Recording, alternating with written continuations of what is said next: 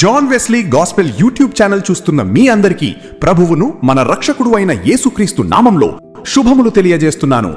మీరు ఆర్థికంగా స్థిరపడాలని, అప్పుల బాధలు తీరాలని ఎంతో ప్రార్థిస్తూ ఉపవాసాలుంటూ ఉండవచ్చు.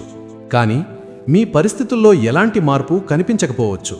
అదే సమయంలో కనీసం దేవుడిని నమ్మని, చర్చికి కూడా వెళ్ళని మీ ఆఫీస్ కొలీగ్ మాత్రం తనకంటూ రెండో ఇల్లు కొనే స్థాయికి చేరుకుంటాడు.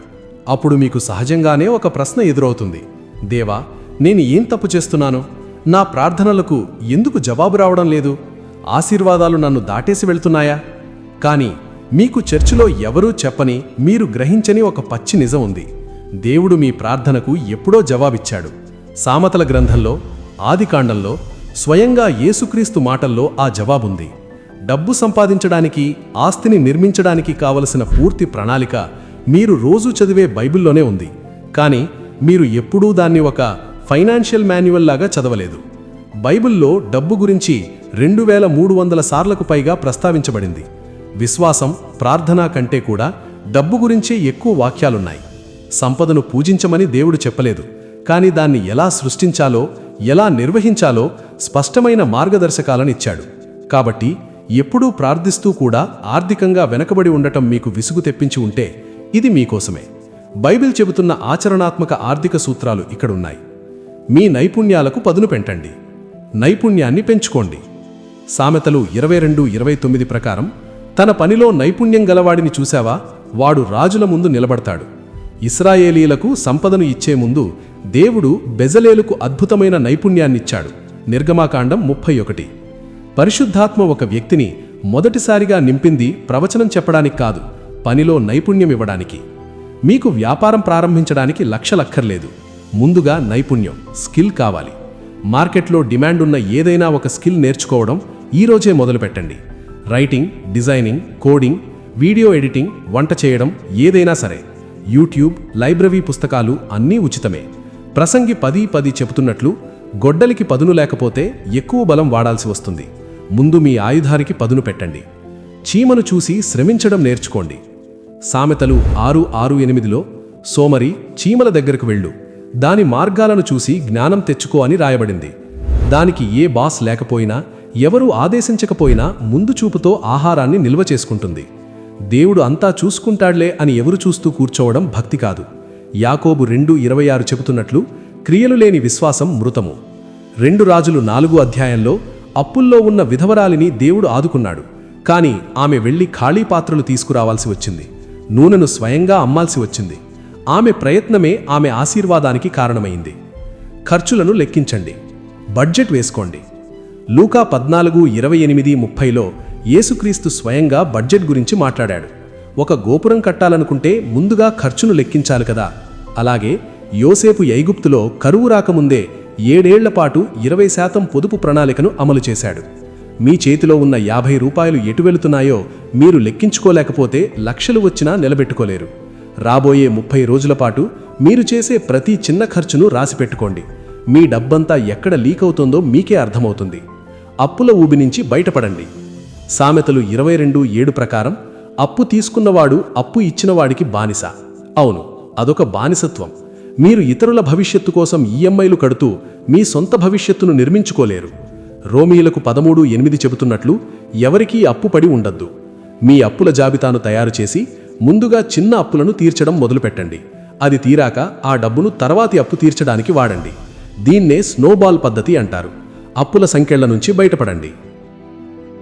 కొంచెం కొంచెంగా కూడబెట్టి వృద్ధి చేయండి. సామెతలు 13:11లో, అన్యాయంగా సంపాదించిన ధనం తరిగిపోతుంది, కానీ కొద్ది కొద్దిగా కూడబెట్టేవాడు దాన్ని వృద్ధి చేస్తాడు. రాత్రికి రాత్రే కోటీశ్వరులైపోయే స్కీములకు బైబిల్ వ్యతిరేకమని ఈ వాక్యం చెబుతోంది. మత్తయి 25లో తలాంతుల ఉపమానంలో, తనకున్న డబ్బును పెట్టుబడి పెట్టకుండా మట్టిలో దాచిపెట్టినవాడిని దేవుడు చెడ్డవాడు, సోమరి అని శిక్షించాడు. దేవుడు మీ డబ్బు వృద్ధి చెందాలని కోరుకుంటున్నాడు, మురిగిపోవాలని కాదు. మీ ఆదాయంలో కొంత భాగాన్ని ఖచ్చితంగా పొదుపు చేసి పెట్టుబడిగా మార్చండి. 7 రంగాల్లో పెట్టుబడులు పెట్టండి. ఆదాయ మార్గాలను విస్తరించుకోండి. ప్రసంగి 11:2లో చెప్పినట్లుగా 7 లేదా 8 వ్యాపారాల్లో మీ పెట్టుబడిని విభజించండి. రేపు ఏ విపత్తు వస్తుందో, ఏ ఉద్యోగం ఊడుతుందో ఎవ్వరికీ తెలియదు. కాబట్టి ఒకే ఆదాయంపై ఆధారపడకండి. సామెతలు 31లోని ఆదర్శ మహిళ రియల్ ఎస్టేట్, వ్యవసాయం, తయారీ రంగం, వ్యాపారం ఇలా బహుళ ఆదాయ మార్గాలను సృష్టించుకుంది. పరిస్థితులు ఎప్పుడూ అనుకూలంగా ఉండవు, ప్రసంగి 11:4లో చెప్పినట్లుగా. కాబట్టి అనువైన సమయం కోసం ఎదురుచూడకండి. మీకున్న నైపుణ్యంతో ఈరోజే ఒక పార్ట్ టైం పనిని లేదా చిన్న వ్యాపారాన్ని ఫైవర్, అప్వర్క్, కన్సల్టింగ్, ట్యూటరింగ్ ప్రారంభించండి.